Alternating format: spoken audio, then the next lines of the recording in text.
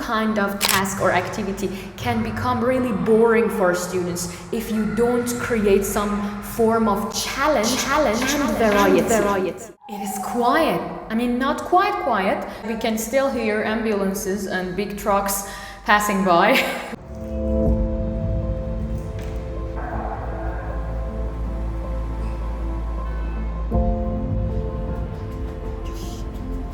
Okay, that's a good sign.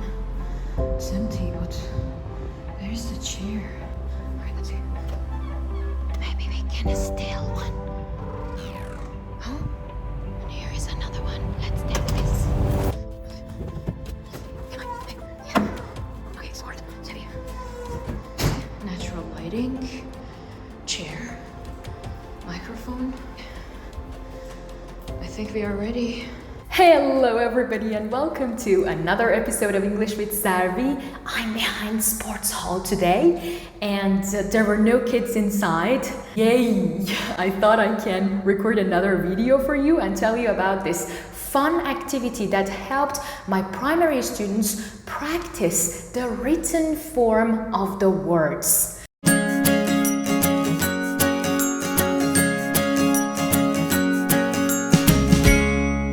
Our kids need to know the meaning of the word, the form, like how it's written, and also the pronunciation. There are different thoughts about the fact that, okay, first, should we go for pronunciation or the meaning? Some people say they come both at the same time. Some people believe that no, first comes meaning, then comes pronunciation. But we all know that after all, we should also have one particular task that our students will learn the form too. Like they will understand how this word is written. Now in this video, I'm gonna tell you how I do it in class. Before we begin, don't forget to subscribe to my YouTube channel, like the video, share it with your friends, and let's begin. In any teacher's room, if you search a little bit, you will find some of these, or you can just ask from the reception or I don't know, anywhere at school that they can help you find some of these portable whiteboards and some whiteboard markers. Now, how I do it, I mean, this is not really new. This idea is not mine, but the way I do it and the way I use it to make the students practice writing in class and have fun at the same time, this is, I think, something sort of new. Let me tell you how it's done. We know that with primary students and also middle schoolers in some countries, we don't really have a tablet for each student. Like here, in primary we don't, but in middle school our students have tablets, so we can play Kahoot and have a lot of fun. We can play Quizziz and have a lot of fun, and all the other game-based platforms. Because they have their own tablets, they can enter the game, you just need to give them the code, and I have some videos that I have shown how it's done in a classroom. You can watch them here. But the point is, what can we do with classes that don't have tablets? How can we use these platforms in classes that don't actually have any phone? Students are not allowed to have phones with themselves, or they don't have tablets. What I do is that I give each of them one of these portable whiteboards and one whiteboard marker, and a piece of tissue or a toilet paper, whatever I can find. And then I will start the quizzes on my board. I show them my own phone. I enter the game that I started on the smart board. I tell them they are this team, like for example 4A team. Then I show them my phone and I tell them, okay, question number 1 is on the board. What's the answer? You can say it or you can write it on your portable whiteboard for me. If in that session or for that task, my focus is on practicing just the meaning, I tell them to say, and then as soon as they say it, I just click on my own phone, I show it to them. It usually pops up correct, if it is correct, and I tell them, nice job for A. They are like a big team working together. Then, if my focus is on the written form, I just tell them that I should see all of your answers on your portable whiteboards. I shouldn't hear it from you. Don't say it.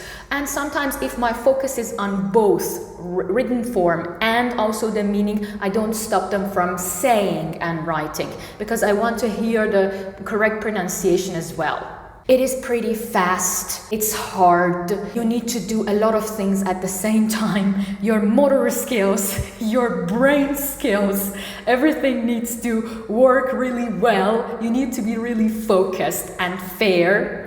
But it turns out to be really fun, and students really learn how to write the vocabulary items. I mean, I have practiced this with weaker students, with stronger students, and let's say that I have had great results, especially with the form and how the word is written. I even tested one of my weaker students this way, that when she was on the board and she had this matching exercise, I told her, okay, can you also write the word after matching? And she really did it. I mean, there was no no prompts for her, but when I asked her, like out of nowhere, she said yes, and she wrote metal, because we were working on materials.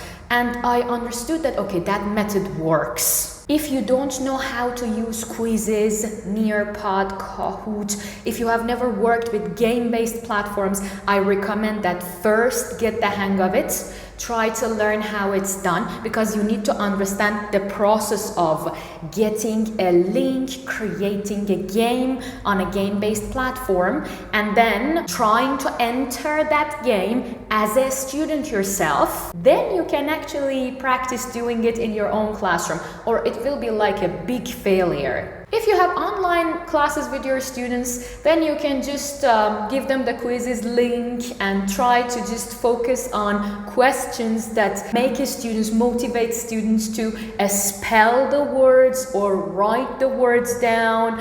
It's going to be much easier focusing on the form that way. But again, if you wanted to have some sort of variety, I do recommend that you ask your students to have one of these at home.